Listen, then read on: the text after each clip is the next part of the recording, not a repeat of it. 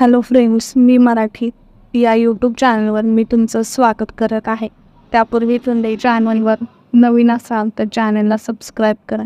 कोण होते शंकर महाराज? ज्यांना आवडायचा सिगरेटचा धूर. सिगरेटच्या धुराने प्रसन्न होणाऱ्या शंकर महाराजांच्या फोटोसमोर लोक अगरबत्ती न लावता सिगरेट पेटवतात.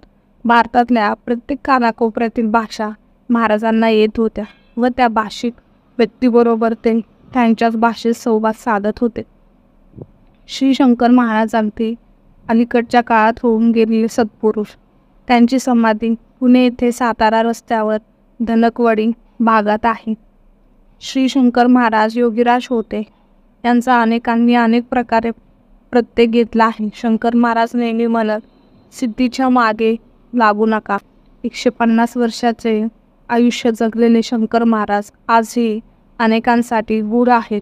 दाढी असणारे, निरागस भाव डोळ्यात असणारे आणि गुडघे मुडकून बसलेले एक तेजस्वी पुरुष अशी त्यांची ओळख आहे. धूम्रपान करणारे, मद्यपान करणारे आणि अगदी शिवाजाळ करणारे असेही शंकर महाराज कधीही इतर योग्याप्रमाणे भगव्या वस्त्रात ते नेहमी साध्या पोशाखामध्ये असत. सिगरेटच्या धुराने प्रसन्न होणाऱ्या शंकर महाराजांच्या फोटोसमोर लोक अगरबत्ती न लावता सिगरेट पेटवतात.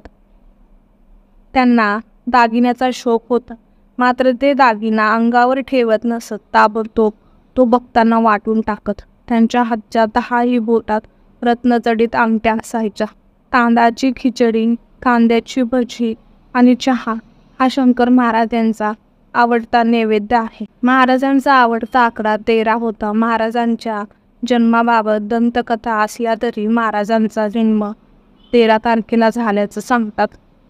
भारतातल्या प्रत्येक कानाकोपऱ्यातील भाषा महाराजांना येत होत्या व त्या भाषिक व्यक्तीबरोबरच ते त्यांच्याच भाषेत संवाद साधत होते. इथे दिलेली माहिती धार्मिक श्रद्धेवर आधारित आहे. याला कोणताही शास्त्रीय पुरावा नाही. अशा प्रकारचे वेगवेगळे व्हिडिओ जाणून घेण्यासाठी चॅनलला सबस्क्राईब करा. धन्यवाद.